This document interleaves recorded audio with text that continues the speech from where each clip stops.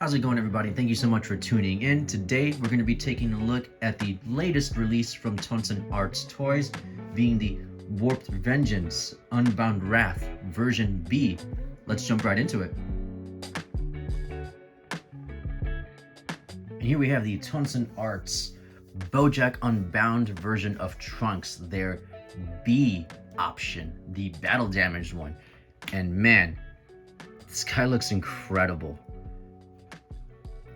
This is such a cool looking figure. Like, when I saw the promotional images for this, I was like, what the heck? I need to get my hands on him, and he does not disappoint. So starting off, head can look upwards and down quite a bit. It's got quite nice motion. He is a bit stiff. He just got here in the mail, but all of that motion is there. Arms can come up, bicep swivel, double jointed elbows, hands are on ball pegs. And I don't think I noticed this with the version A, but he does have some rotation right here at the lower portion of his arm, so that's really nice. This version, you're gonna see shirt is torn off. His tank is a softer plastic. You can move it down a little bit to expose his chest, but you're gonna see, well, the gaps where it's supposed to kind of hook into. But just want to point that out. He will have articulation at the upper portion of his chest in combination with the waist, allowing him to move around a-okay. Backwards, kind of stiff there, but he's got some lean, but he sure has that nice crunch forward. His belt is a floating piece. His legs, he can kick forward, backwards. You'll have a little thigh cut, double jointed knees, super stiff, holy crap, ankle rocker, and toe hinge. And I love the attention to detail with this guy. I mean, asymmetrical, so there's room for things to happen and errors to occur. What I mean by that is, you know, they got the paint work done, you know? This one, paint matches the pants, because it's not torn all the way through. This one has more tearing, exposing more of the leg, the knees, the calves, so they made sure to paint this the correct tone right here, being skin tone instead of the coloration of the pants. Skin tones coming right here for the flesh, and the shirt, very nicely done, hanging off the ripped portions right there. They've got it on lockdown. They really nailed it. I am super happy with this. Speaking of which, let's go ahead and bring in one of the first accessories that he comes with, which is his jacket right here. So, battle damaged, faded, nice rubbery material, big old tear in the back. Just like the first one, goes on fairly easily. Slide his arms through, and boom, you got yourself a whole other Trunks right there. Looking super cool. Look at that. Amazing. So dope. So when it comes to accessories, I'm going to start with the hands. So he's going to have the same exact hands that the version A came with. So that's going to be a pair of fisted hands right there.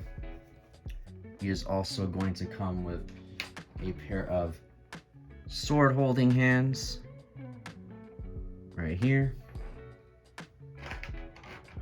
a pair of karate chop hands, a pair of kind of grabbing hands, choke hold down kind of hands, a pair of fighting hands, grabby hands. These tend to look a little small to me. They definitely look smaller than the Figuarts. In both cases of version A and B, they look tiny. And lastly, the open splayed hands right there. So, same exact hands, with the exception that he will come with an additional pair of hands with these energy effects, reminiscent of the Rasengan that comes with the Naruto. There's a little peg sticking out. Hole, boom. So he has a pair of these. Really nice added touch. He will also come with 2 straps for his sword and sheath, with the magnet portion right here, which I am a fan of. Definitely an improvement in comparison to the SH Figuarts. So 2 straps. And then he will also have his sword, which I'm going to show it first sheathed up in the sheath, whatever you want to say. Pretty much identical with the exception of the wrapping. The new one is blue in comparison to brown on the version A. So the sword that version B comes with is a battle damage sword. So broken up, has cracks in it. Very nicely done. You also do the same thing where you pop off the end that we slide his hands in and then put it back in order for him to wield. One new effect part he has is the Sword of Hope version right here. Slide that in and bam, that is sick. Very nice translucent blue. I'm a fan of it. This is sick. So in regards to head sculpts and faceplates, let's go ahead and pop the Super Saiyan head off. And let's bring in, I'm gonna bring the whole figure in. So here we have version A. We're gonna do a quick look with the 2 of them. So first hair sculpt, Super Saiyan, very nicely done. That nice pale yellow coloration throughout. Mine had quite a few smudges. I'm not sure if it'll be picked up. I did try to wipe them away as best as possible. He has some black smudging along here and here and here.